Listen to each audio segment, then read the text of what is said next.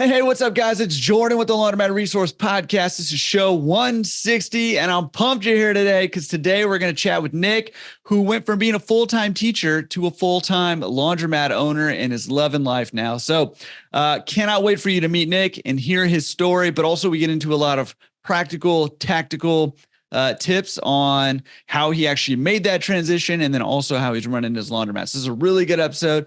I know you're going to love Nick and everything he's got to share. So real quick, I want to jump into today's fast lane tip, which I've been saying for a couple of weeks now, but this week that this episode is coming out, so that's June 26, 2024, we're doing our next mastermind induction group. So if you are interested in joining a mastermind group, or if you're already in one and you want to join another one, this is your time to shine. June 26th, we are doing another mastermind group and launching a new batch of mastermind groups. So actually, Nick in this episode talks about his mastermind group and how that has impacted his journey. I hear stories all the time from people who've joined mastermind groups who are just getting a ton of value. And I'm going to get some of those guys sharing that because in my opinion, joining a mastermind group is probably the best thing, whether you're trying to get your first laundromat or you already own a laundromat and you're trying to move your business forward. Mastermind group is invaluable, in my opinion. Biggest bargain of the century. How do you join, you ask? This is the way you join. It comes with being a part of the pro community over there. So check out laundromatresource.com/pro and join the pro community and come join us at the mastermind induction night and get into your very own mastermind group. Awesome. All right. Hopefully I'll see some of you guys over there and let's jump into it with Nick. Nick, thank you for coming on the show, man. Super duper excited. Actually, I had to just cut us off because we were just having the best conversation ever. And I was like, we need to stop and hit record first. So dude, I'm super excited about this. How you doing, man? Very good. Thank you for having me. I'm very grateful and honored to be here. I know you had so many great people on this show, and thank them as well for all the information that they've provided, and honored to be here, man. Hey man, honored to have you. And I echo that sentiment about all the people who have, just like you, and thanks to you too, who've taken the time and to share your story and to share the lessons you've learned and to help us all kind of get better at what we're trying to do here. So appreciate them. Appreciate you. Dude, tell us a little bit about you. We were talking before and there's some kind of fun connections that we have too. So tell us a little bit about you. How'd you get started in your background? Well, I started off as a teacher. I came from a family background, or you own a business or you're a teacher. So nice. Yeah, I'm not going to lie. I started off teaching with the goal of opening like kind of a learning center or like Okay. And I got a couple jobs, through college, and I got my degree. Obviously got my master's degree as an educator, but I was like, as time went on, I got a little older and I saw all the expenses and all of the realistics behind running a business. And I think working with kids and opening a learning center was just going to be a lot of responsibility with not a good income. Upside was limited. Laundry is like a lost sock versus school could be a lost kid. It's just a little, the stakes are upped a little if you lose a kid. I like lost sock, I'll deal with that. I'm trying to eliminate that too, but happens. Here's a Costco pack of socks and an apology. You're good to go. Yeah, that's right. That's funny. What did you teach? Did you teach young kids or? Yeah, I did 5th grade math and science. Oh, 5th grade's like the best, man. Yeah, dude, those kids were, that's when they were gaining a sense of humor and like, it was fun, man. I would poke at them and make fun of them, and they actually loved it. Whereas if you had the younger kids, they would cry. But those kids they would try to get back at me. And I'm in New York, so they had fun. We would get at each other, man. It was a good time. Right. And I definitely loved it. But there was a laundromat. I was actually, while teaching, I was like, okay, I need to do something else. Like I'm not really into the 9-to-5 thing. I don't want to trade my hours for dollars. And it didn't sit right with me. And plus I was just looking to make some extra money. and open a business. Like I said, either my family was teachers or business owners. So I was kind of playing with both ideas. A laundromat was for sale around the block from my school that I worked at. And I got lucky. Yeah, I was doing both for a little while. I was teaching and running the laundromat and doing my master's degree and doing student teaching. And that was hell of a year. That's a lot. Yeah. 2017 was a lot of work. I had no time. People would call me to talk and I would be super short and just like, I'm so busy right now. But, that was a tough time. And, a lot of people I feel like that are going through colleges and going to school and working as well. Like that's a make or break time and just keep going through it. Once school is done, you can settle and get into the real life of work. And not that education isn't important and you shouldn't continue it, but you definitely get more into the real life aspects of it. So, I was doing schooling and working. And after about a year or two, I decided to put more attention into the laundromat and stop teaching. And I'm grateful that I did that for several reasons. One, I said, if I put more time into the laundry, I'll make more money. My time will add value to the laundromat, right? I can gain a new client. I can gain a new account. I can focus on, and that's kind of what happened. After a year or two of just running the laundromat, COVID hit. And COVID was an interesting time. Yeah. Luckily our business, especially in New York, right? Like you guys got slammed the hardest in our industry, at least. You guys got slammed the hardest. It was just so interesting to see the city shut down. I was riding my bicycle through Manhattan and the streets were empty. Yeah. It was the apocalypse. I felt the same way here in LA. I'd like zip to my laundromats in LA because normally it'd take me like an hour and 15 minutes. I'd get there in like 25 minutes. No way. And it was like, you guys have a lot of time. Yeah. And it was like, I felt like I was in Walking Dead or something. There's like nobody on the street. It was crazy. It felt good not to have to look 7 times before crossing the street. Yeah. Yeah. But so during that time, the business definitely slowed down. Mm-hmm. Did you guys close down? I know a lot of laundromats in New York closed down for a while. We did not. We stayed open. Okay. Good. We stayed open. Luckily, I saw a lot of dry cleaners that were closing down. And like you said, other laundromats as well. I'm kind of one of those people that I see difficulty as opportunity. So business was down 30%. And I always wanted to get into the pickup and delivery aspect of the laundry. I saw that as being the future. And I felt like now is the perfect time to get into the pickup and delivery. People are afraid to leave their houses. So not that they're afraid, people are not leaving their houses, period. Now is a good time to go to them, pick up their laundry, and deliver it. It's a great time to launch this part of the business. Let's do it. Mm-hmm. And that was the start. And it was a long road. It's still a long road. The pickup and deliveries is, I know you probably all have heard it, it's its own business. And the amount of hours and work I put into the deliveries is totally extra. So it's not for the owner that wants to be hands off. I would not recommend pickup and delivery for the owner that wants to be hands off. Personally, I don't know. Everybody has their own experience, but I'm much more hands on and I have to have my hands much more on with the deliveries. What else? Well, hey, let me stop you. I'll interrupt you here because I think we just went over a lot of stuff. So I want to back us up here a second. Back to when you were teaching. Were you looking specifically for a laundromat to buy, or were you looking at businesses to buy, or one just kind of fell in your lap? You weren't even looking. What was that? That's a good question. I was interested. Thank you. Appreciate that. I was interested in business.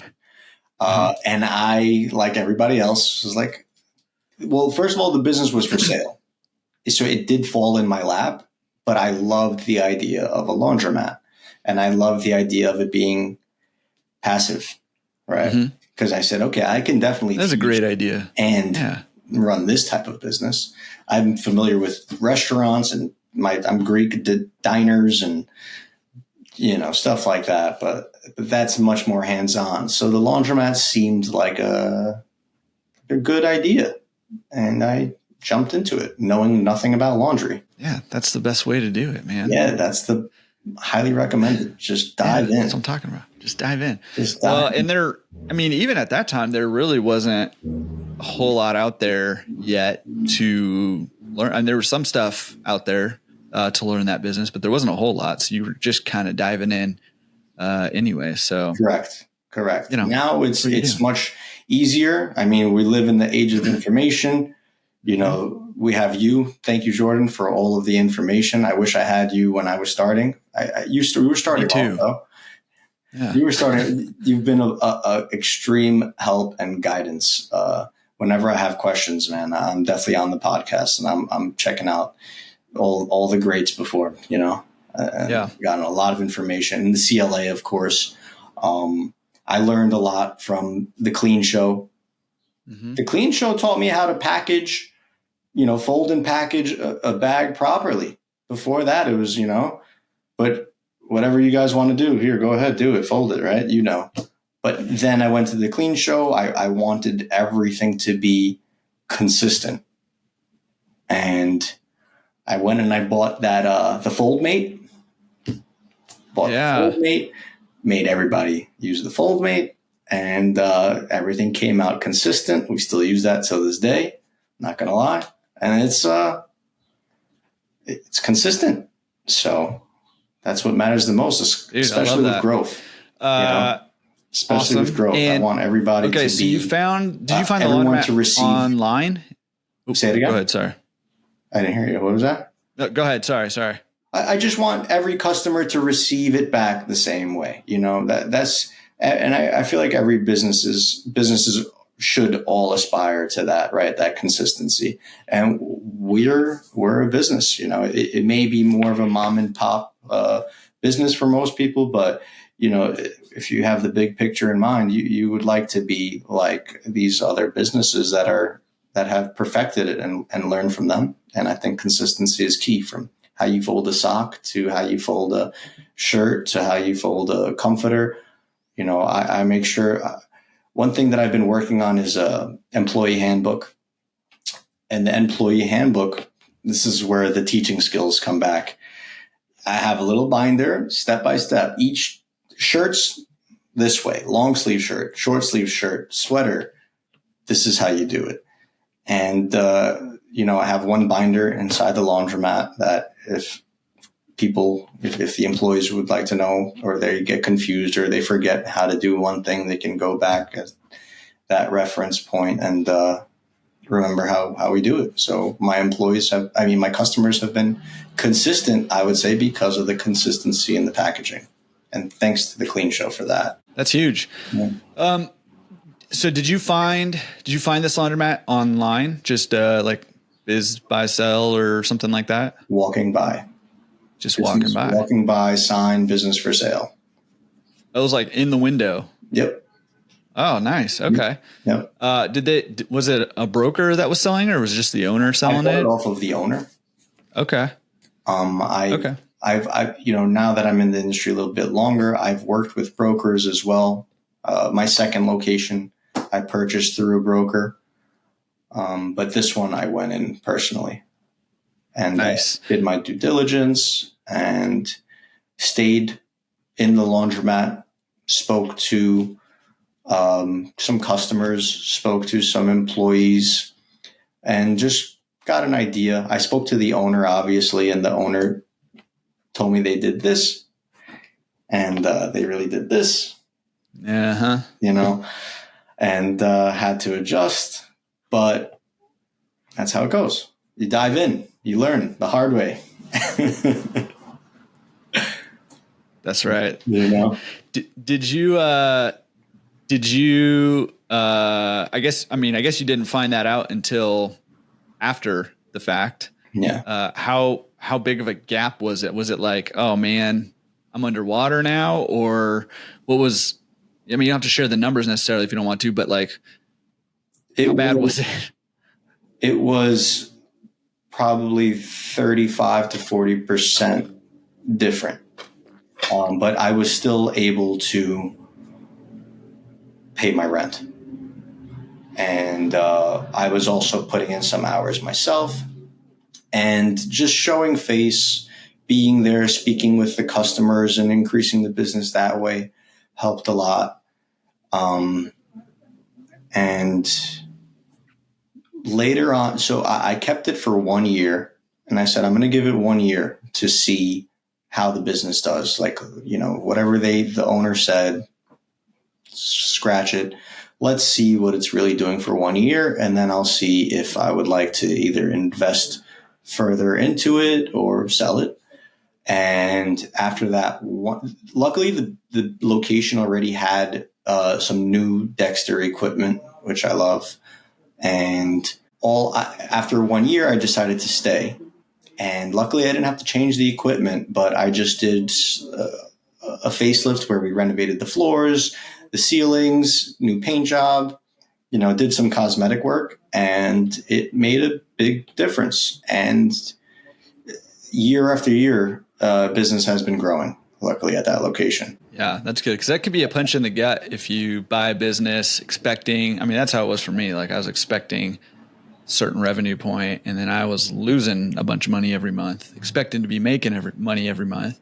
And that can definitely be a big punch in the gut, especially if you're buying it when you're working and doing all the other things that you're doing, expecting this to be relatively passive. Yeah. And then figuring out you got to put a bunch of time in to try to grow this business to be able to make ends meet with it. I wonder, it's a tough, what were some things that you situation to be in, but kudos to you for, sorry about that. What was that? I wonder what were some things that kept you in it, and what was your deciding factor to stay or to, you know, potentially sell? I'll just shoot straight with you. Part of it was there's that stat that floats around. I still to this day don't know where it comes from or how accurate it is, but the 95% of laundromats are successful. And I was like, how in God's name am I in the 5% that can't figure this easy business out? And so part of it was just pride. And I was like, I will not be in the 5%. I don't care. Like if I lose everything that I have, I will not be in the 5% that can't figure this out. So that was part of it. Just a little bit of stubbornness, I guess, and pride going into it. I'll just lay it on the table for you. Another part of it was I didn't know how to get out of it. Like I bought this laundromat, retooled it, and was expecting to make money, was losing money. And so frankly, I was just underwater, and I was like, well, I don't even know how to get rid of it if I wanted to. You're in it, 100%. I'm in it. Yeah, I'm in it. I've got money invested in it that is more than what it's worth. And I don't want to pay another $50,000 or whatever to sell it, right? Like come out of pocket. So I didn't know how to get out of it. So that was sort of another part of it. And then the other part of it was like, I did believe that it should be making money and could be making money and would be making money. I just had to kind of figure out, I believe to my core, there was just a gap between what I knew and what I didn't know that could get me to that profitability. And if I could just figure out what that missing piece was, then I'd be okay. So that's kind of what kept me in it. What about you? Piece? I wonder what that missing piece was. Part of it was time. Yeah, part of it was time. The other part, like a big part of the missing piece was time. Like maybe if I give it another year or if I give it some more time, naturally people will come. Yeah. So yes. So a big part of the missing piece was, so when I bought the business, I was sold the classic, you just have to come once or twice a week and collect coins and whatever. So when I started, I operated it that way initially until I was like, oh, like that's not how this is going to play out here for me. Yeah. So that was part of it. And then I invested money to rehab the laundromat. I retooled it, almost a full retool. Oh, wow. And then I did renovations and everything. I mean, it was a zombie mat when I bought it. But I did almost a full retool. And this is a long time ago. This is a decade ago. Machines were still expensive, but not like they are now. And financing was not like it is now, as we're recording this at least. But it's, still expensive. So I did almost a full retool and I renovated. I did flooring. There was these like a bunch of different mismatched old wood paneling. So I did all this renovation. I took it down, painted all that, did all this renovation, but I did zero to rehab the reputation of the laundromat. And I just underestimated how long it would take, especially if I wasn't being proactive about letting people know, hey, new management, it used to be the one I bought was also, it was literally gang turf. I was literally kind of in a gang war, literally. Lots of stories about that for another day, but got all that cleared. I mean, that was kind of an ongoing thing for a while, but got all that and was proactively clearing that out, making it a safe place again to come. Gotcha. But I did nothing to let the community know. So I just relied on word of mouth, which word of mouth is great, but it can be slow. Right. And so it just took time for word of mouth to trickle out and to let people know, things were different there. It was better. It was safer. Machines all worked. All the lights worked, all that stuff. Cause I didn't do anything to proactively spread that message and invite people back. The retooling, was that a saving grace as well? Oh, for sure. Yeah, absolutely. In my situation, I mean, when I bought it, half the machines didn't work. A lot of the machines were 30 years old, 20, 30 years old. The dryers were all like 30 years old. A lot of the washers were 20, 25 years old. Yeah. So most, it was in bad shape. Mm-hmm. I'm asking because my second location, I purchased that location from a broker. It was closed completely. It wasn't showing any numbers, but I got it for a good price. Equipment is super outdated, about 20 years old. And I'm at a point right now where I'm indecisive of, should I retool it or should I keep it as is? Luckily, or not luckily, over time, I've learned how to fix the machines, and I've been fixing the machines myself. They're all running fine. They're all working. They're IPSO washers and IPSO dryers, made in Belgium. So they're made well, but there's definitely more water usage, more electrical usage, and more problems with the age of the machines. So I do think that retooling would increase business and profits, but it's just a big nut, man. It is.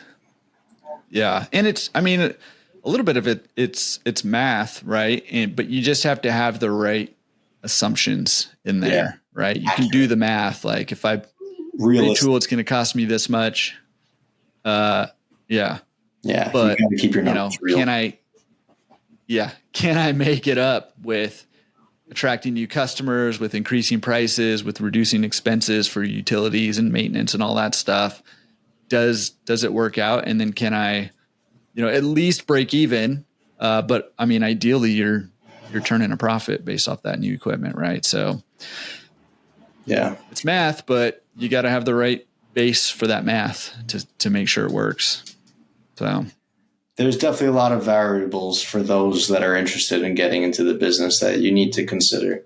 I would highly recommend having a guide or a friend or someone that's in the industry to help, because there's been so many problems that I'm lucky. I have a good friend of mine that I grew up with, and we ended up in the same industry.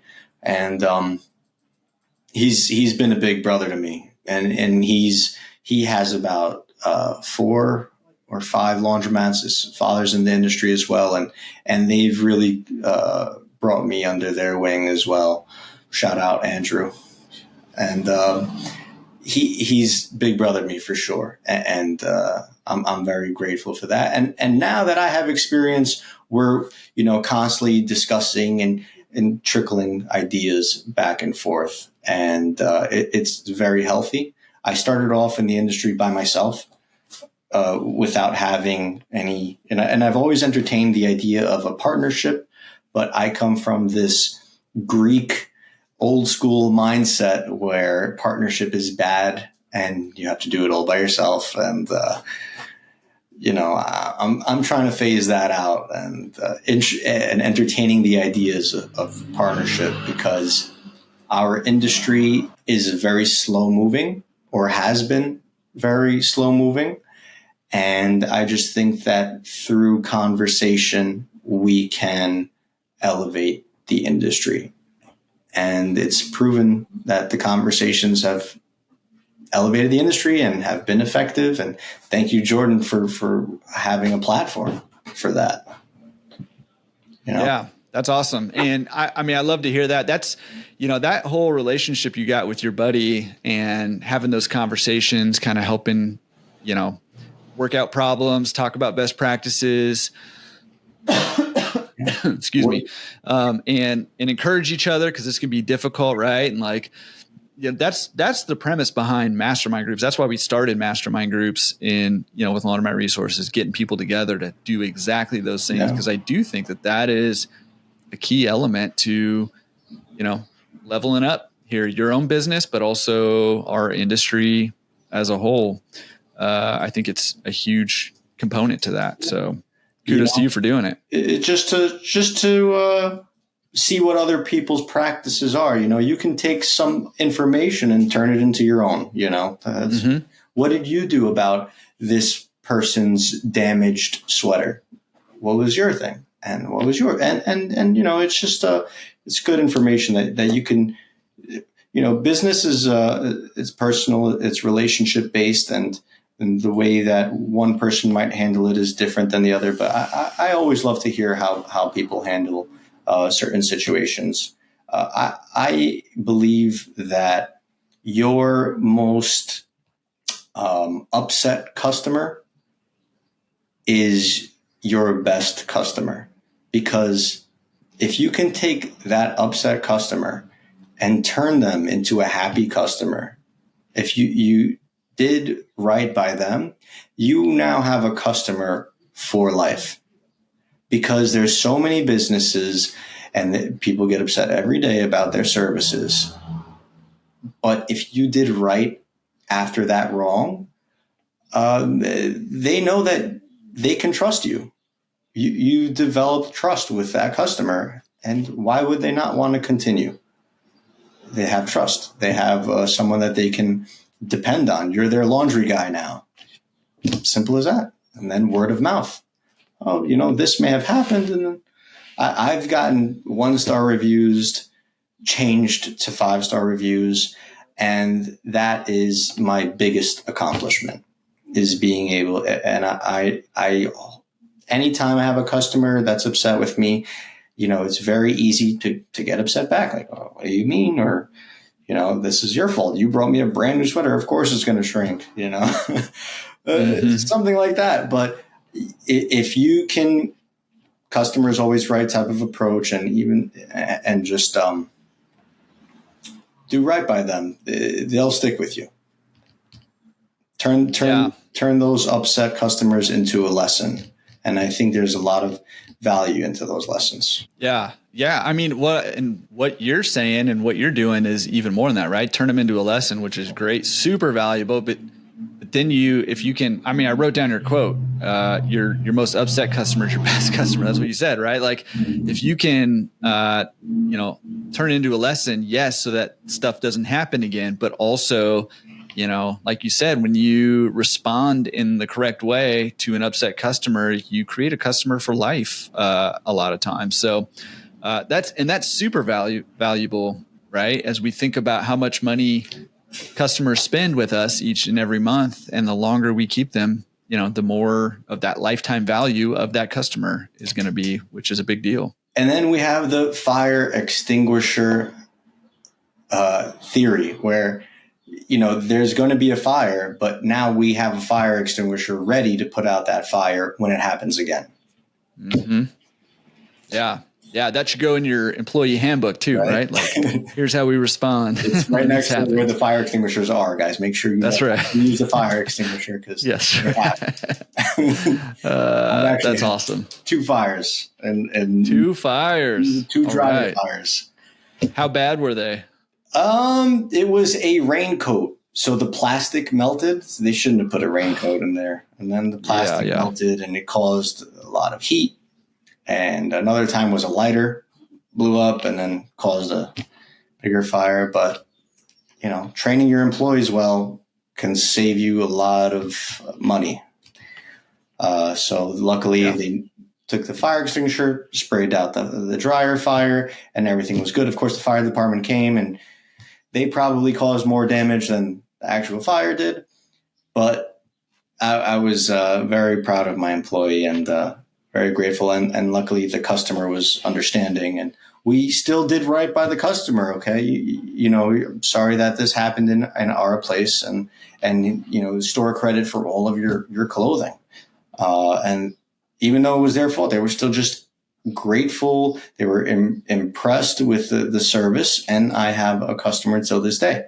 And it's been, I definitely see negative situations as a learning lesson and a way to differentiate yourself from another business. Yeah, that's awesome. And that's a great perspective to have too, right? Because it can be, listen, man, it can be very frustrating being a business owner. Something like that happens. It's somebody else's fault. It's going to cost you money and headache and time and effort and energy. And then on top of it, to be like, okay, I'm going to do right by you. Let's get all your other stuff clean. Like, it can be a lot. But if you can maintain that perspective, you can maintain that kind of cool head in those kind of situations. And quote I wrote down from you earlier in the beginning is I see difficulty as opportunity. If you can maintain that, hey, this is an opportunity for me to create a customer for life, but also, probably some pretty good referrals from this customer. Like you said, that's a big opportunity and will translate to the bottom line despite the difficult circumstances that are going to cost you money, time, effort, energy, all that. Yeah. So, go ahead. Were you going to say something? Great employees. I know Dave Menz is infamous for speaking about a rock star team, and oh God, is he right? That's what really saves us the headache, the stress when you have someone that knows how to take care of a situation. Although I do believe that they learn. It is a trickle down how I will handle a situation. Now my employees will handle a situation. They know even if the customer is wrong, give them an extra 25 cents for a dryer. It's 25 cents for a customer for life. And I agree with that 100%. And I try to lead by example in that to the employees. And they're great. They're great. My employees have been with me. Some of them have been with me since day one. And I try my best to do right by them because they do right by me, and I'm very grateful for them. Can you talk about what do you mean by do right by them? Like, how are you like? Because I agree with you, right? Great employees will, over and above pay for themselves, and that's what they should do. Like that's their job, right? So, I mean, the big questions then come out with, okay, how do you find good employees? How do you train good employees, and then how do you keep good employees? I think that employees is the most difficult part of business. Any business you run, I find employees to be the most difficult aspect of business. But what I mean by doing right by employees is, this just happened recently, so it's on the top of my mind. I had my employee, she's been with me for 7 years since the beginning. And she recently got surgery. So she was out for 2 weeks. Not only did I, constantly text her, how are you feeling?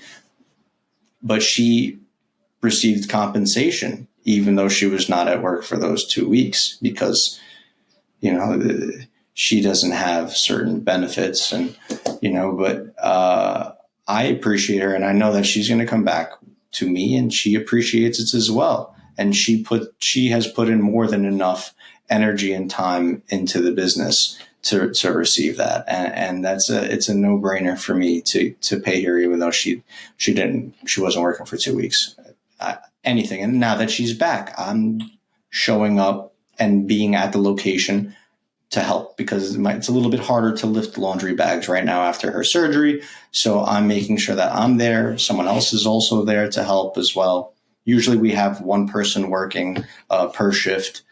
Now I have two. When she's working, she has help because surgery was a little bit difficult, and she can use the help. And I invest in they're an investment. The same way you invest in your equipment, you have to invest in your employees. They run your business just as much as your machines do, if not more. More. What do you mean, if not? Definitely more. And they'll stay, and you'll keep them. You can be, not to say competitive on your rate, on your hourly pay. I still pay. She gets paid well, over minimum wage, and more than another laundromat would pay her. But when you're better with your employees and you've developed a good relationship with them and you show them that you care about them as well, I think that you can be a little bit more competitive with your hourly pay, because you're creating an environment that they feel comfortable in. You're showing them that they matter. They're not just machines, right? They're people, and they feel that appreciation. And it's just the whole energy that is felt and moved throughout the laundromat. When I have a happy employee, I have a happy customer. It definitely trickles down. So keep your employees happy. Please do right by them, and they'll stay. And like I said, it's the hardest part of running a business. It's easier said than done. Employees. I have my delivery driver. He's great. He's prompt. But if it's too much for him, I'm loading up my car. I'm going and I'm helping him do these deliveries, because I know he appreciates it. He appreciates a little bit of that load off his back. And he's stayed with me the longest. So it's working, put in a little extra work for them. Show them that, I'm here, we work together. You don't just work for me. We're working together. We're in this together. If you need help, and then that relationship between you and them trickles down to employee relationship. It's not like I'm going to leave at 3:00 exactly when my shift ends. No, if you guys need a little bit of help, I'll stay the extra 20 minutes. Let me show you what needs to be done in that transition between shifts. And, it definitely leads to more one hand washing the other and both hands washing the face type of thing. Mm-hmm. I love that. And I think that, there's so much to be able to complain about when it comes to employees, especially, at the level of employment that most of us are hiring at, which is that kind of lower tier income. There's a lot of challenges that come with that. But I love your story of your employee who was going through surgery, and you took care of her. You paid her anyways, even though she wasn't working. You gave her extra help when she came back. And, like you said, you're treating them like a human. You're treating them with respect, and, you're not treating them like a piece of equipment, and you're investing in them. And I I have had the struggles of finding good employees and keeping good employees and all of that. So I don't want to for sure minimize that, that struggle, because it's a huge struggle that we all go through. However, my opinion is that we as laundromat owners need to hold that line, hold that standard, and kind of, like you said, fill in the gap when you need to fill in the gap, and show up for a shift or come be a support and a help. When you do that, number one, it's our business. We need to take care of it, right? We need to take care of our customers. But number two, we've got to, like you said, that trickle down here that happens. We've got to set the standard with and for the employees as well. And the longer we allow a bad employee to stay on board, the more it's going to harm our business. I just was talking with somebody who had a good buddy of mine who has an employee who just was a great employee, but just for whatever reason started leaking negativity, and it was starting to affect the other employees, and they were starting to say similar things. And, we were talking, I was like, man, you've got to like cut the gangrenous arm off. Like, you've got to get rid of that, because it's poisoning the rest of your business. Right. And that's going to trickle down to, to your customers and into the business in general. And so, having, like you said, having great employees is so critical that it is worth the extra time, effort, energy, struggle to let bad employees go quickly as soon as they're not a good employee, and to move on to the next one until you can find those good ones, and then just take care of them. Same thing goes with your like service technician. If you've got one, like same thing, right? Take care of them. And obviously a lot of them aren't going to stay forever. You want to keep them as long as you can. And then you want to leverage that good working environment to bring on new people when you need to, either when somebody leaves or when your business grows. It's such a critical deal in my mind. Yeah. I've heard of something called a sharp sword, which is if you feel like someone is doing wrong or they're not a good fit for your business, sharp sword, just quickly out. And it sets an example as well to your standards and to the other employees that, business is meant. And if I'm not performing, I can go too. And it definitely a sharp sword. I'm a little too nice though, I would give them a try, and maybe they don't want time, and maybe they just need. Maybe I didn't teach them well enough, and but no, it'll show. Time will definitely tell, and it's good to have a little bit of maybe a probation era where you can you give them a week, 2 weeks, but don't wait too long to cut them off. Yeah. Because like you said, it's the gangrene. It just starts to spread, to the other employees, and you don't want that. Yeah. Yeah. And I mean, listen, I'm not just saying, hey, just get rid of them, but I think you need to be, not you, we need to be very, I'm not talking to you, I'm just speaking in general here.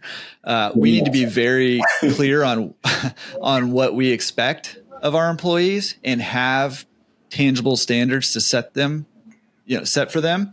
And if they're not meeting them, that's when that sharp sword comes in, right? It's like, hey, I've given you some standards. You're not meeting them. Is there something I can do to kind of help you do that, right? Give them the tools and resources they need. Maybe they just need a step stool so that they can clean higher, better, or, whatever. Maybe they just need a tool to help them do their job better. And so explore that. But once you've kind of exhausted, like, hey, we set the standard, you're not meeting it. What can we do here? Is it not clear for you? Do you need a tool or a resource to help you? And then, once you've kind of gone through and they're still not able to meet that standard, that's where that sharp sword comes in. And one thing I learned, this is not a unique lesson for me, but it was for me when I learned it, was bad employees cause resentment in good employees. And, if you tolerate a bad employee for too long, good employees are going to be resentful, and it's no longer a positive working environment. And you might lose. They're like, yeah, I'm working hard. They're not working hard, or I'm meeting the standards. They're not meeting the standards. The owner doesn't seem to care. I'm resentful now, right? Or I'm going to leave and go find somewhere where they appreciate me, or, where they're going to uphold the standards or whatever. Yeah. So, big deal, and expensive, difficult lesson to learn too. So don't learn it the hard way. Learn it. Communication and that conversation is key. To have that conversation, to say, is there anything that I can do to help? I think that conversation is key. We've all made mistakes, especially when it comes to employees, because it's relationships and everybody makes mistakes in relationships. I've made a big mistake where I have actually accused someone of stealing. Now, whether they were or not, I'm not 100% sure, but the biggest mistake was that accusation. Instead of having a conversation and calmly, I was acted out of just kind of, I got a little angry and short. Yeah. And I was like, This is what's going on. These numbers are wrong. What's going on why are the numbers like this? Here, show me. But not right. After a night of calming myself and thinking about it, you should always approach it with a conversation, not an accusation. A conversation is, this is what I'm finding. Is there any reason behind this? Definitely be slow to anger, quick to communicate, because more oftentimes, there's reasons behind these mistakes.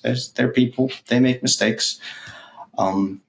So I've found myself apologizing for any accusations, and we have a great relationship, till this day with that employee.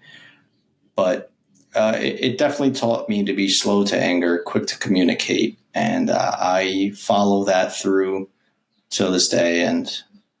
And now there's also trust. We have trust. They trust me, and I can trust them now through that communication. So it's just a positive atmosphere. Keep building up. Yeah. Employees. Yeah. A lot of fun.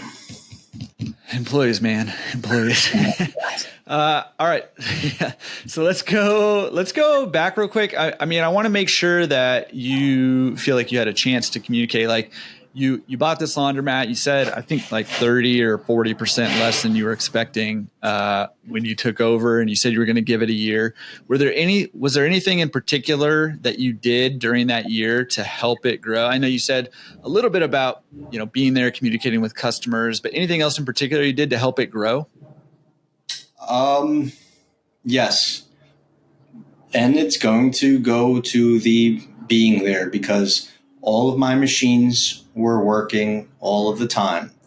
The customers knew that there was someone there that they can trust, and they would bring their things and they can trust it. I was creating an atmosphere by being there of conversation with employees, conversation with customers. So the laundromat had a really good energy that people liked to be at. And I think that really helped grow the business. Now, it's a little bit difficult to copy and paste that every single time a new location is open. I would not like to be, to spend 3, 4, 5 months at each new location, just getting to know people and creating that energy. It's a little bit difficult to spend that much time there. But in that first location, that's what really helped. And then that was followed by, after 1 year, the facelift. Similar to you, we just cleaned it up, had all the lights working, had it nice and bright and very clean, with that new flooring, new paint. That look of it being clean is very important in our industry. It's more important than your vend prices. The cleanliness is number one. I think I saw a statistic that said, a customer is looking at your cleanliness.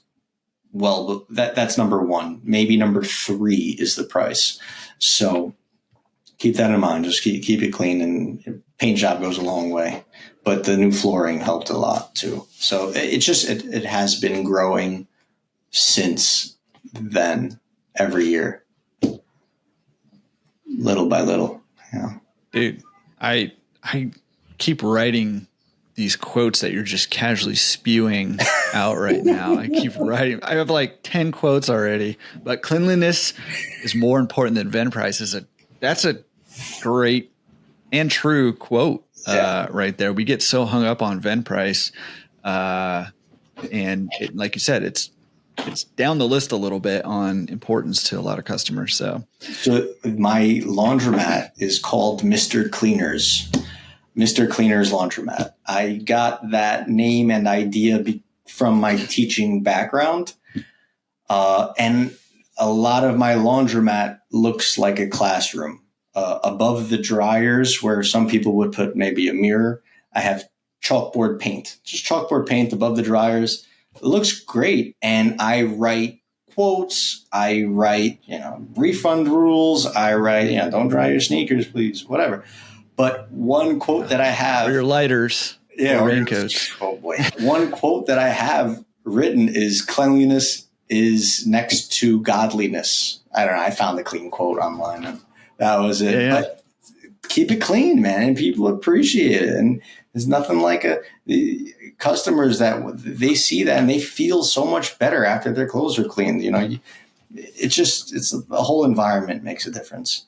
But I have chalkboard paint above the dryers. I have whiteboard markers written where my prices are written on a whiteboard.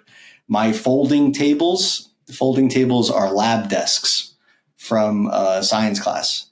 And my chairs are school chairs, the black chairs with the silver chrome metal legs. So it kind of has a little theme to it from the laundry. And then I always, my employees, there could be considered instructors where if you have any questions with your laundry, you know who to ask, right? And it's kind of just a theme that I had to differentiate and been running with it. I love it. I love it. Little games for kids. I love the branding. I love how you pulled that out of sort of your past and your family, history too, with, being teachers and stuff. And, I love that branding, that you got there. I'd keep leaning into that sucker, for sure. Maybe you should sell, detergent out of, like flasks or, what do you call them? The test tubes. And, some chemistry with the measure. Yeah. Yes. I know. You see, that's what I'm saying. Come on, it's happening right now. Creativity. It's just, these conversations, that's what they're good for. Yeah. I'd lean hard into that school theme there. Cause I love that. I think people will love that too. Just having that kind of theme going. And then there's, I have books for kids. There's games for kids, little Connect Four. If they need a good competition, I will play and probably win in Connect Four. I'm undefeated. I'm not, but that's right. Yeah. Well, okay. Throwing down the gauntlet. I like it. And also just laundry education, right? Just having some signs up saying, don't try this or read your labels, right? Always read the labels. So many people come up to me and they ask me, how do I wash this? I do the same thing that anybody else. I'm not that special. I just read the label inside. Okay, here it is. Always refer to that, guys. If you need to know how to wash something, just look at that little label inside the shirt and it'll tell you. It's pretty genius. If it's one thing I've learned from owning laundromats is that nobody reads any signs ever. So I don't expect them to read a label either. So it is kind of genius if I'm honest. It just listen. And then you taught them. Now they're going to do it for the next shirt and they won't ask you again. That's right. That's right. Yeah. We should have just playing on a loop like, hey, read the signs, read the labels, read the signs, read the labels. Every 5 minutes it just comes out. On TV. Reminder, read the signs and the labels. Yeah. But that's definitely something that should be also food for thought as well, to have some kind of rotating information on a screen that people can read for, make sure you read your label.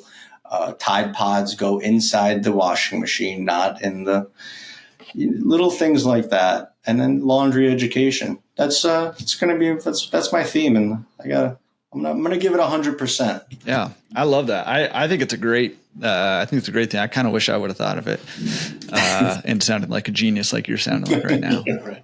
But I'll give you credit because it's your credit. Thank you.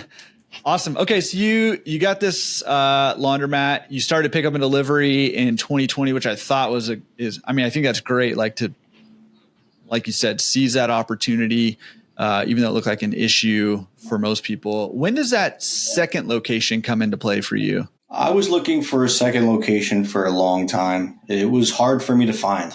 And then it just came on its own, just like this one did. After trying and searching, and I have like 5 different laundromat leases on my desk. None of them worked out. This one just came about, ended up being the best option, and I jumped on it.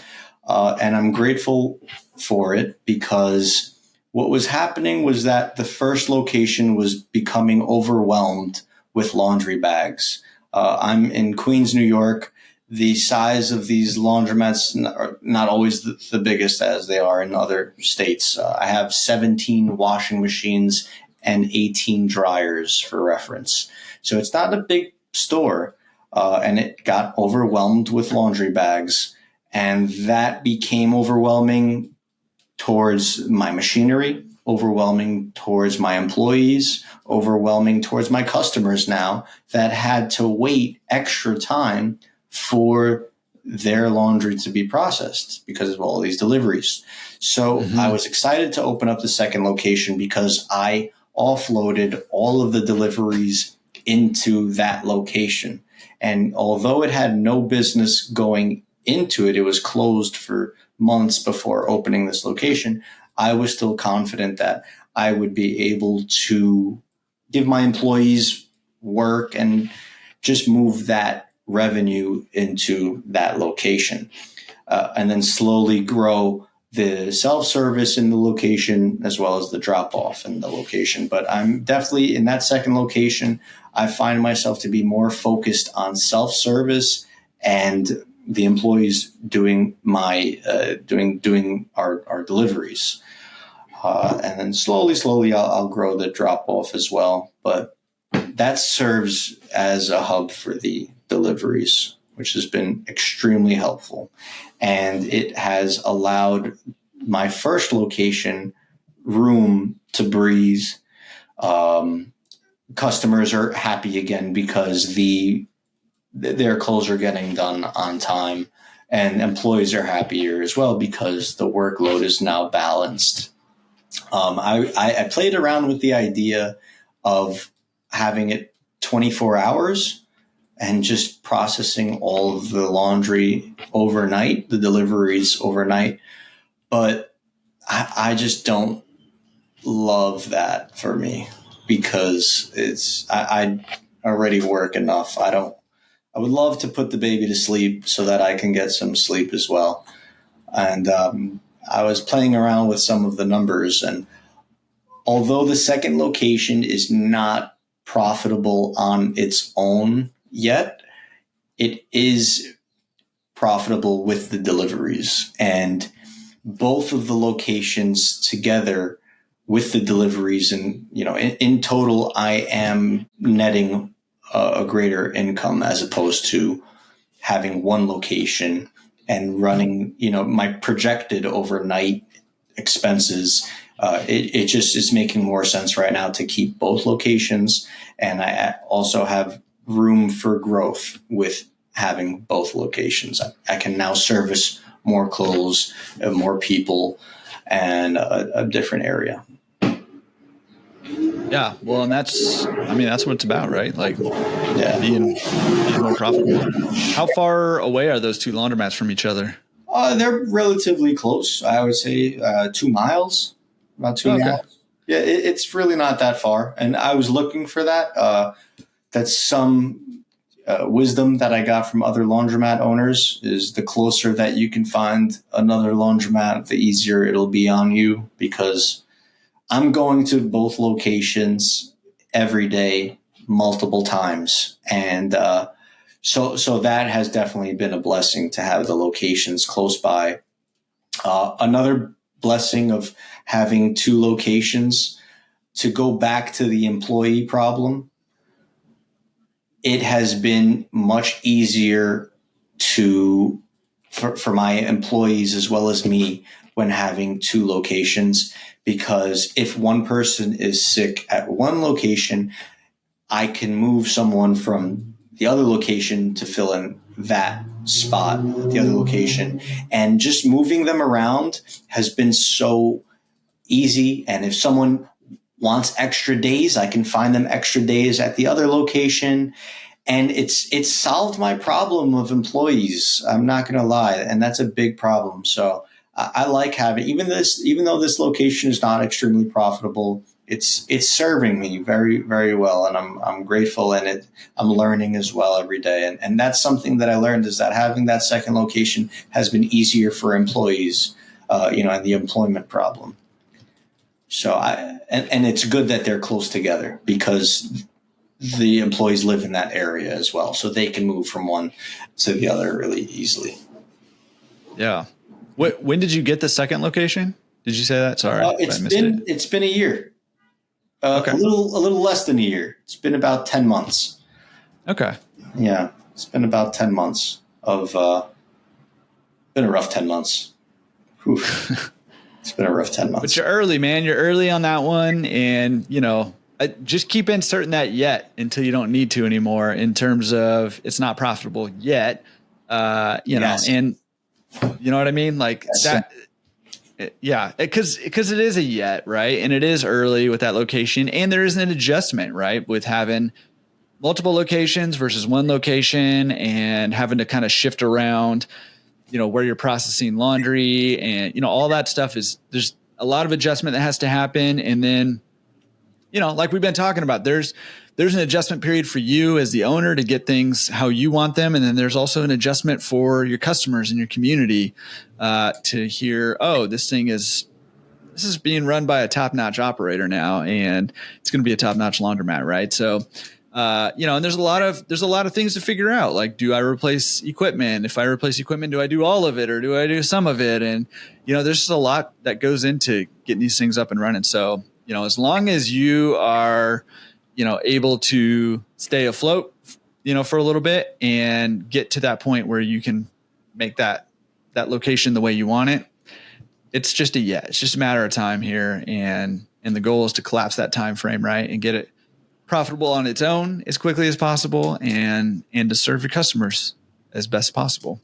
And that's what it comes down to, right? Serve your customers first, and put, people first, profits follow. That's sort of one of my philosophies just in life in general. People first, profits follow, and you're going to be in good shape if you keep that in perspective, which you do. And patience, like you said, time.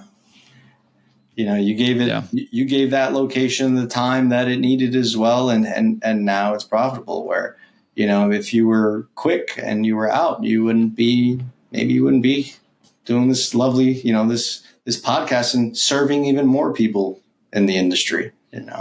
So time and patience, definitely.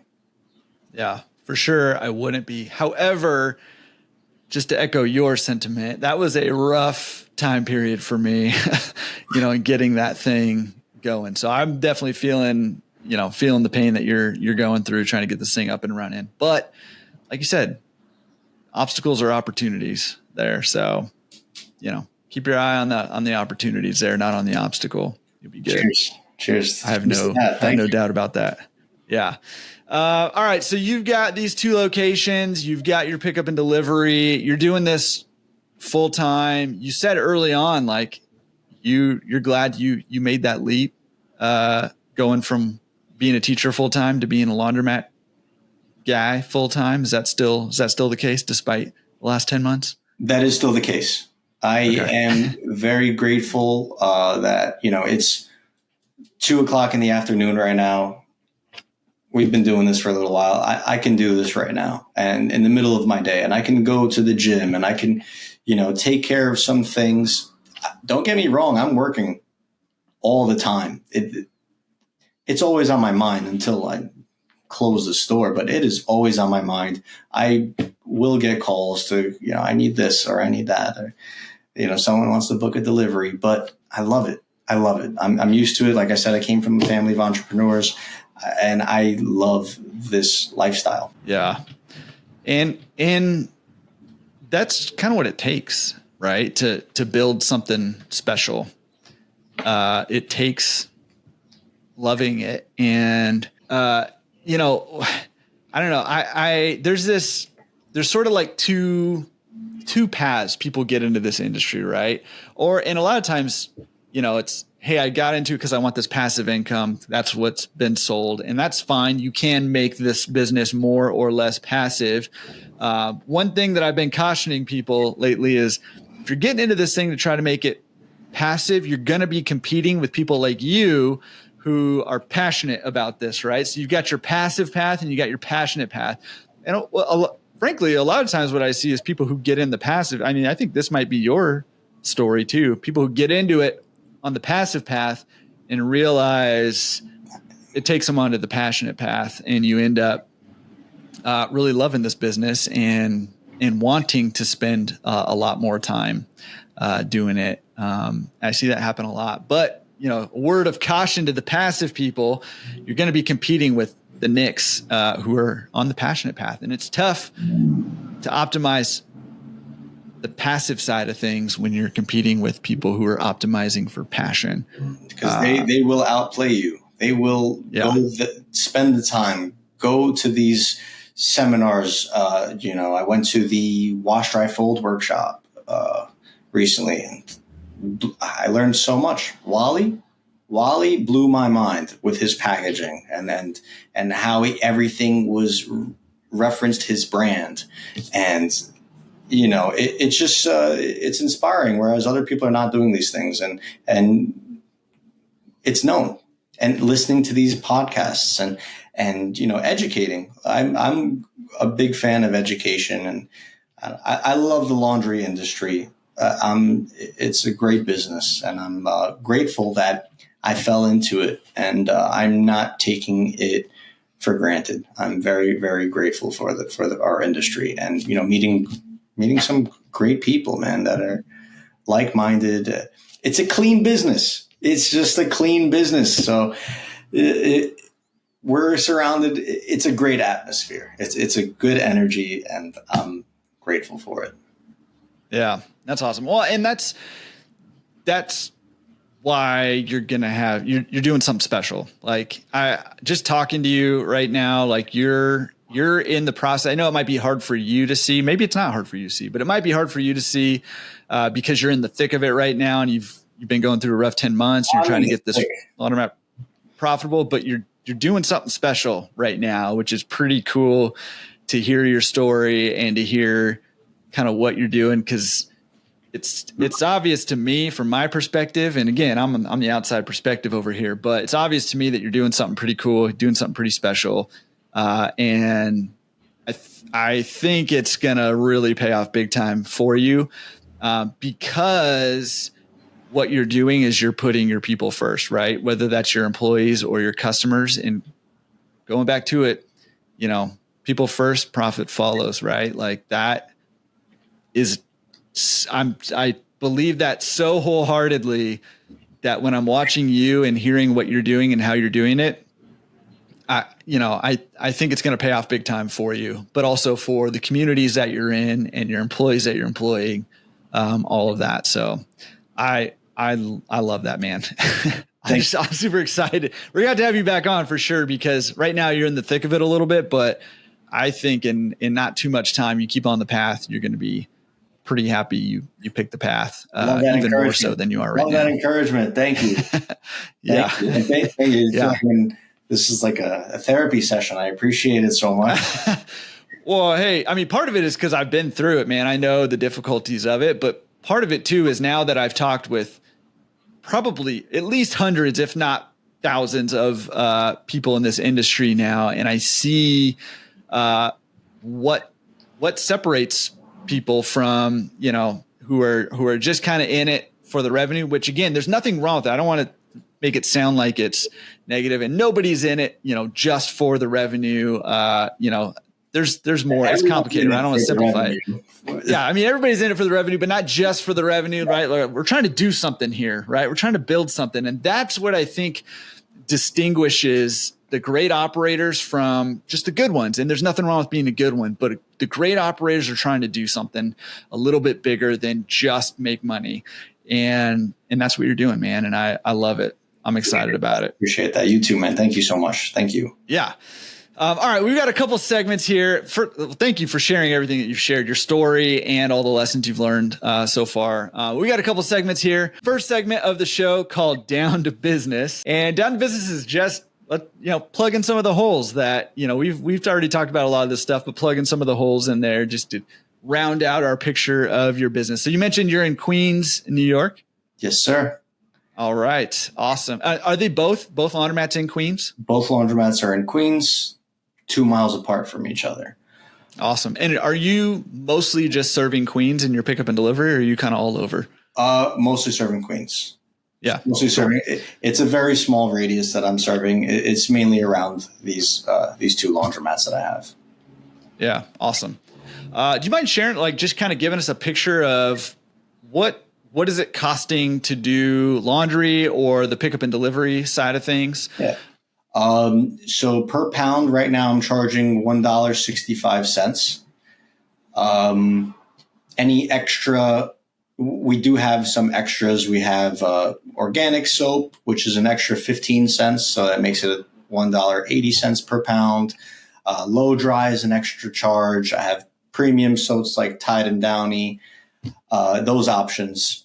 I did invest in creating my own app. So there is a Mr. Cleaners app that customers can see their the prices for even dry cleaning is on there, but as well as, the cost for wash and fold, and say wash and fold with low dry extra.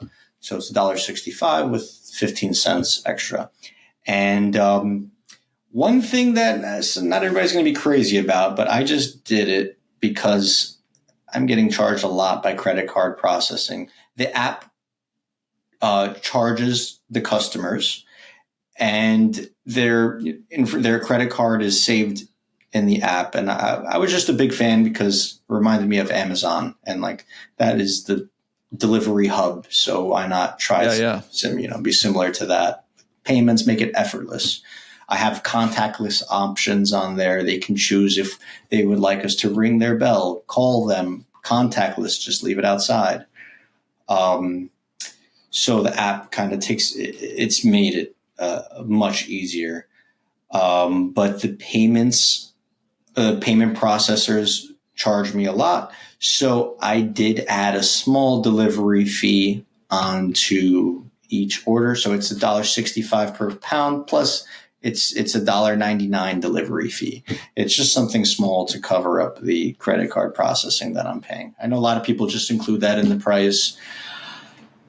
It just is what it is. It's been working. Nobody's been complaining. I'm not going to change it. That's what I was going to ask. I mean, did you get complaints or customers storming out or bad reviews or anything like that? Nothing. It's such a small fee, $1.99, and no one's complained. And I'm grateful for that. But, I've played around with the pricing for deliveries. I've tried to do just free delivery and raising the delivery charge. I found that putting some of that charge into the pricing of the delivery and a small bit of it in the delivery fee has been kind of a balance that's worked. Yeah. Well, I have two things to say about that. Number one is, who cares what the haters say if your customers don't care? There's lots of different ways to do this, right? Like, some people do free delivery. Some people have a much higher delivery fee than that. And some people who are using the third party pickup and delivery options are charging a much higher delivery fee to pay those people. So, it it doesn't matter. And for that delivery, Yeah. One thing that I have to say about the people that are using DoorDash? I think a lot of people are using DoorDash. I'm not a fan. I think that using DoorDash as your delivery platform will get you that customer once. That's it. I don't think that they'll be returning. Whereas someone that, say you have a driver, not only are you in control of your business, the customers, they see face, the driver knows, this Miss Janet lives 3 floors up. She's a little older. I'm going to bring it to her. And I know that. Whereas a DoorDash person, you're getting a different person every time. The chances of them knowing that Janet lives upstairs is not likely, and it's a one-time thing. Whereas I want to keep my return. I want to keep customers. I don't want just one-time customers. I want repeating customers. We have an option on the app for repeat orders. Get a discounted rate. If you toggle that repeat button and you do once a week, twice a week, you're saving 10% on each order. That's what I want. I want to keep growing that repeat business. And I don't see DoorDash being able to do that. I've tried it. I've actually used DoorDash from another laundromat just to see how it would come out. And I was not happy. Having a face to the bag and it's just, there's trust in that is not established with DoorDash. Yeah. And again, I mean, thank you for sharing that perspective. Cause I mean, I think there's different perspectives. Totally. And there's perspectives, and I could be wrong. Sure, it works for a lot of people. I mean, I think Wally said he does so many and he only does DoorDash and it's worked for him.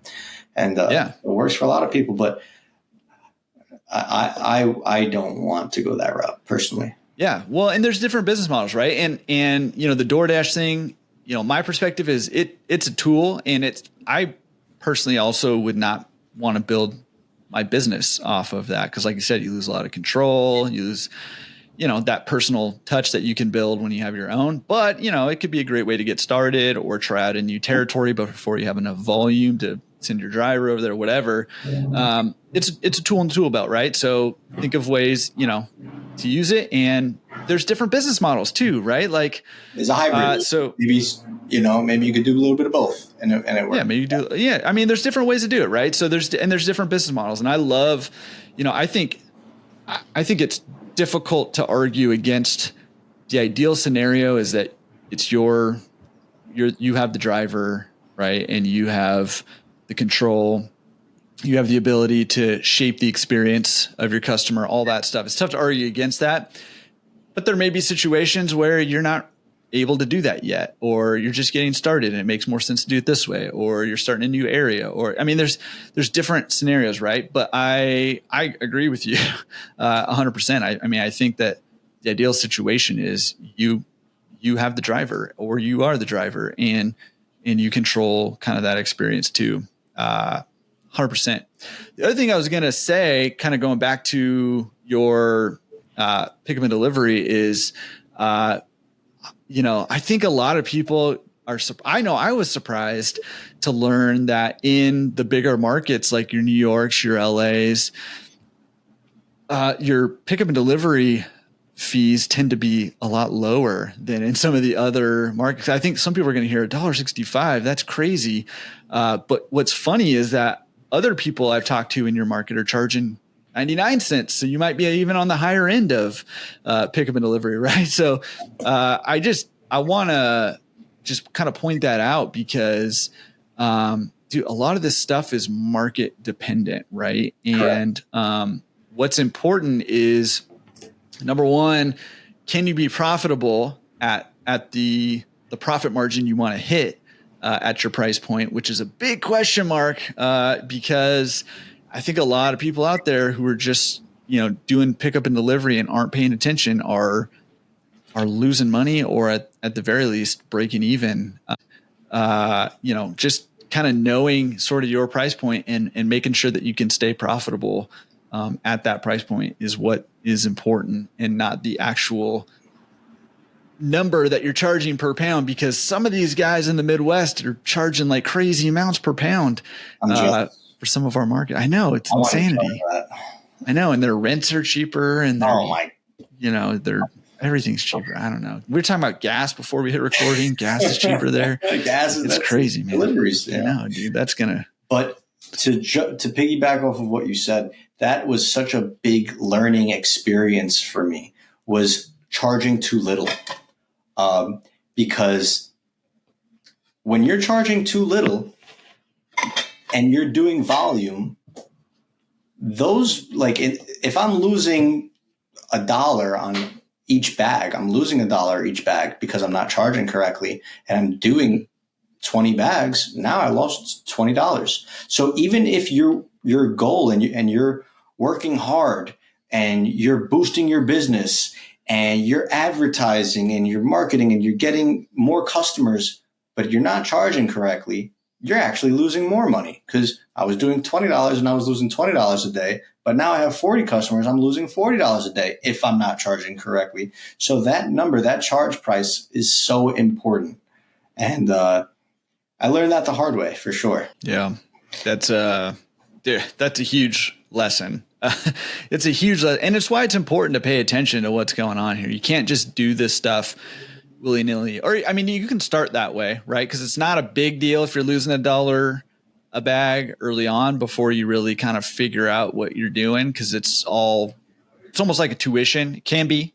Obviously, you don't want to lose money, right? But you could see it as a tuition. Sticking with the school theme here, you could see it as a tuition if you need to early on. But as you start to scale, it gets more and more important that you get a hold of your numbers and you get a hold of your business, because you can start losing a lot of money real fast. And it almost is a negative to scale. If you don't know what you're doing. Be a negative to scale if your numbers are incorrect. It's true. Yeah. So it's very important. One thing that I tried was I started off buying a brand new Mercedes Metris great van, but I was paying so much for it and I was charging too little. So I was losing money from customers and I had the added expense of a van. And the van was a lesson in itself, because I wasn't realistic about the expenses of having the van. It was, I had to pay now for parking, tickets, insurance, gas, driver. There was just so many expenses. And after buying that van, thank God, I bought it right before COVID or during COVID, before the used car market was astronomical. Oh, yeah. So I bought it. And then after a year or so of having it and seeing my numbers decreasing, I sold the van. And luckily, I actually either broke even or even made a little bit of money on the sale of that van. But what I've been doing for deliveries since then, because I don't have a van, is I hire someone with their own vehicle and they do the deliveries for me. Now, I know I'm going to hear something about this, and I'm prepared for it. And I'm looking into getting a van. Don't try to jump me just yet, but I'm looking at a van. But this has worked for me in the meantime. I pay someone to use their own vehicle. They get paid well and tips on top of it. And I don't have those expenses. I don't pay for the car. I don't pay for the insurance. I don't pay for the gas. I don't pay for the parking or the tickets or the mechanical issues. And they get paid well. It's all included in that one price that they get paid hourly. And it's been working for me for now. I know there's a better way to do it, but it works. And it's been working for a little while. I won't say exactly how long before you guys... Well, hey, I'll just refer back to my previous comment of who cares what the haters say if it's working for now, right? And maybe there is a better business model, to aspire to and to work towards. But in the meantime, it's kind of like using the DoorDash, right? It's yep. Is there a better way? Maybe, yeah. But sometimes you do what works until you can do something that works better, or until you discover something that works better. And maybe there isn't something that works better either, right? So it's all part of the learning process. I see so many people working out of their cars these days. Like Grubhub people are looking to work out of their vehicles. What is Uber? People are using their own cars to drive people around. They like using their cars. So I kind of piggybacked off of that and gave someone a job that can work out of their own vehicle. In the future, because I do believe in trust and consistency, and there's a lot to be said about having a vehicle as far as even advertising and all that. I am going to go that route, but this has worked, like you said, as a stepping stone for sure. Yeah, this has definitely worked as a stepping stone until I get the van and grow that way. But until then, this has been working. Awesome. After this podcast, I'll probably go get a van now. Dang it. Sorry, man. I didn't mean to cost you, tens of thousands of dollars here. That was not the intent here. Just kidding.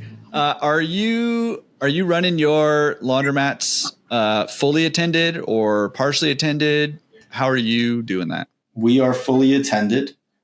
At least one employee is on site all the time. Yeah, fully attended. We recently switched over from being coin operated. Now we are fully card operated. Oh, nice. That was my next question. Awesome. We're fully card operated. What I liked about that is that I can now increase my prices by 5 cents, 10 cents, 15 cents. Where I really saw it being necessary to change over to card was dryer prices, where I was at 25 cents for 7 minutes. And then it's going to be 25 cents for 6 minutes, 25 cents for 5 minutes, and it's going to keep going too low. And I didn't want to play around with a full cycle drying. I just said, I thought that by doing the card system, now I'm charging 39 cents for 7 minutes, and as opposed to 25 cents for 7 minutes, which some coin operated laundromats are doing. So when I have friends that ask me if they should switch to card and bite the bullet on that investment, I will tell them yes. It will free up your time. Their float is a real thing, which is money that people put on their card but don't actually use it to wash or dry their.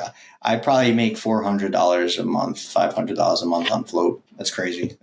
Float alone is paying for itself, as well as the increase in vend prices that you can use, and your time. Do you want to stop what you're doing just to go fix the quarter jam that is happening? It's happening. Quarter jams are happening as we speak. I don't want to deal with that. And the cards, and then the second location is actually located in a dangerous. It's a little not a dangerous location, but I'm right across the street from housing, public housing. So the card system offers. We have, of course, I'm going to forget the name. What is the payment that is used? It's government funded, and they can use it towards their laundry. And the card system that I have allows people to pay using that government card, which is great. And then it allows me to feel safer in that laundromat, knowing that there's not money in each machine. So if someone were to break in and try to steal, they're not opening every machine, getting out the quarters. It's all in one location that's heavily secured. And they're not going to be able to get into that one location now, as opposed to every machine having money.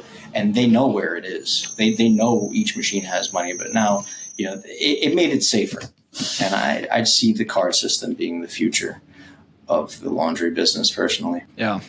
Awesome. Well, I've definitely had to drop everything and go deal with coin jams and stuff like that too. So I'm a fan. of the card system for sure.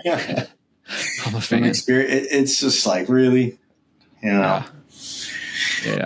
So awesome. We got another segment of the show called Secret Sauce. And that is, what's your best tip for a current owner, somebody who currently either owns the laundromat or a pickup and delivery service, maybe something that's working well for you that could also work well for them? Secret sauce, as said earlier, just to reflect on it, your upset customer is your best customer. Taking that customer and turning them into a happy customer you just gain the repeat customer for the rest of your life. If they're upset about how something was washed or how an employee spoke to them or anything that they might be upset about, and you take it and you listen to them, and if a machine is out of order or they say it didn't clean it, I will listen to that customer right away. I will show them that I'm actively looking and inspecting the machine and opening the drain and seeing it, just because and that upset customer sees, oh, this guy really cares. He's going to do right by me. I trust this laundromat. I trust this service, and I will be using them from now on. I will even tell my friends. So changing that 1-star to a 5-star is your greatest success. That's a secret. That's a secret. I love that. Yeah. I'm laughing right now because you're so quotable, man. You're like, I don't know. You're just so quotable. I know, man. We're going to get there in a second. We got a segment for that. All right. We have another segment called Pro Tips. And that is for the newbie who is trying to buy their first one. What advice do you have for them? Newbie, jump in. You're going to and use the podcast, use your resources, but don't get caught in gaining all the information and lacking the action. Dive into it, and take what I'm saying with a grain of salt, because I don't want you to dive into something and then losing your shorts in the process. But choose, take your time, don't rush, but definitely dive in. And it's just more of a learning from doing is what I'm trying to get at. Even say you want to learn how to fix your machines, or you're hiring a mechanic to fix your machines. Pay them once, pay them twice. Learn while they're working on your machines so that you don't have to pay them again, and you'll enjoy doing it yourself. You'll do a better job than they will. And definitely just learn from doing. If you want to get into the deliveries aspect, learn from doing. Try whatever works for you. It's, there's not one shoe that fits everyone. So you can hear and you can read and you can do all these things, but you got to bite the bullet, buddy. I agree. I mean, I pretty much end every single one of these podcasts with, hey, pick something and put it into action. Like, you've got to do that every single time.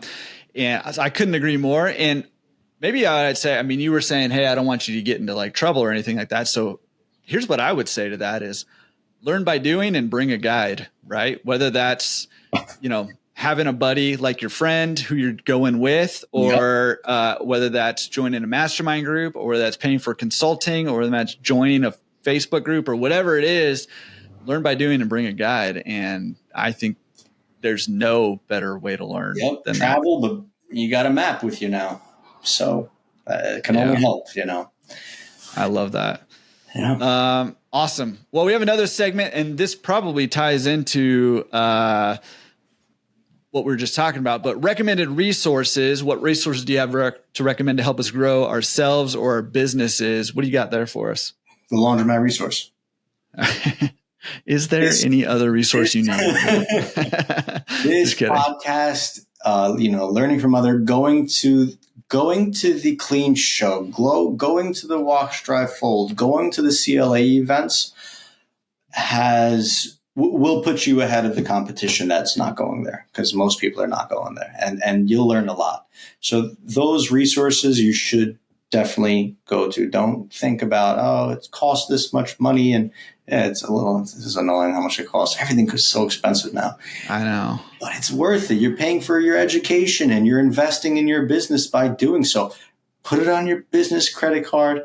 Go to get a hotel, and you're going to have fun while doing it. You're going to meet great people. You're going to have conversations about your business, and learning through conversation, like we said in the beginning, has elevated this industry, and you will put yourself in a place to have those conversations with people that know what they're talking about. And you'd be surprised how many good people we have in this industry that are open to these conversations and enjoy them. Not just open, they enjoy it. I love talking laundry. I love it. Call my friend, we talk about laundry.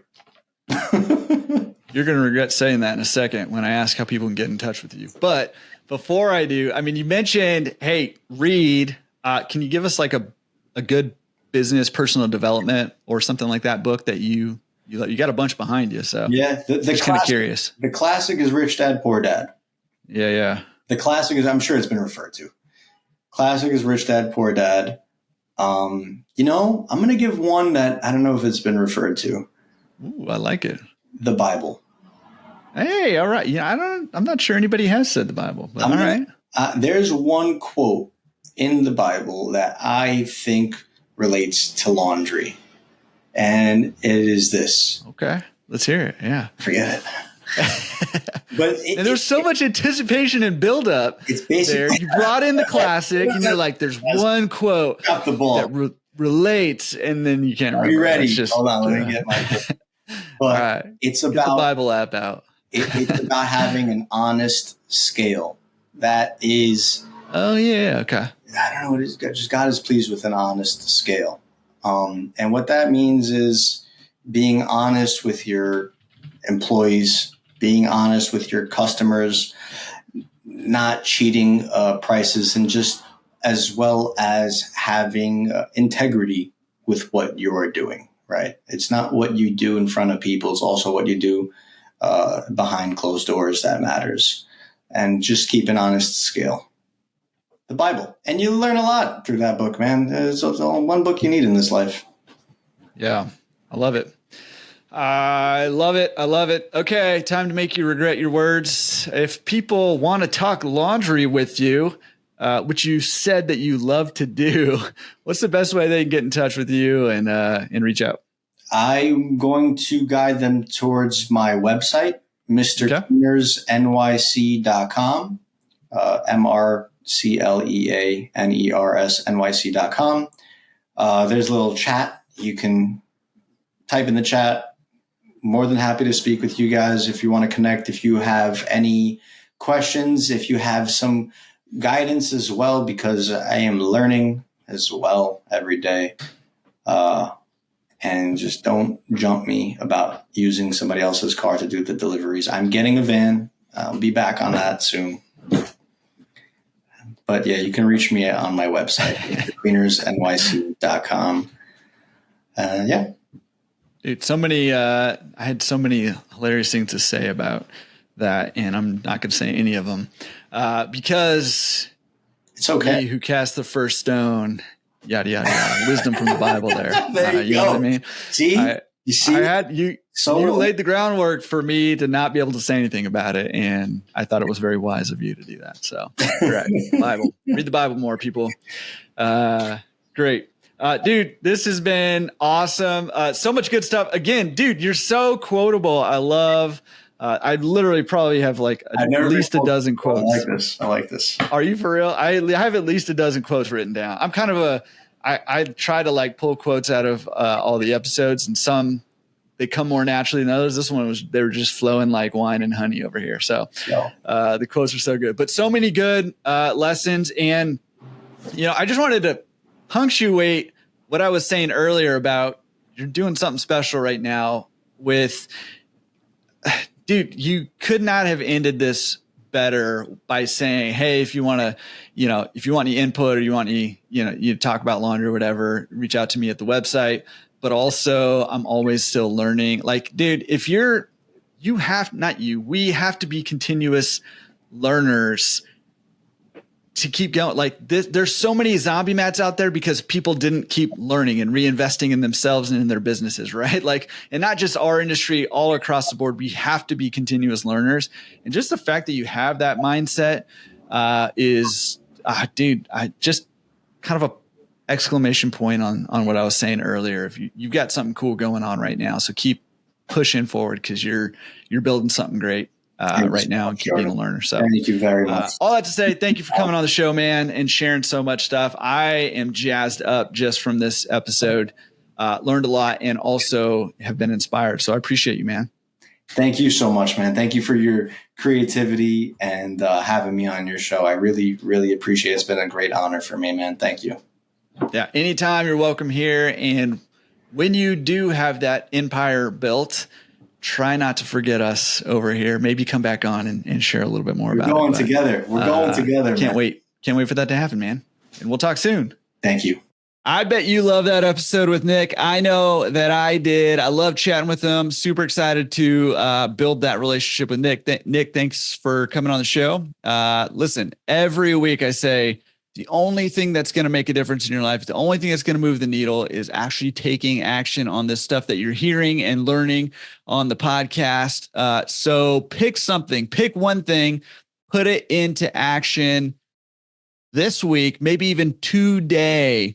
And here's what I suggest is pick something to put into action and then go share it on the forums, laundromatresource.com/forums. If you're in the pro community, go throw it in the pro community over there in the Facebook group that we have and share that with other people, get some accountability on taking that action, encourage each other to go out there and take that action. Here's my one big takeaway is, he kind of harped on this. And essentially, he said multiple times, learn by doing.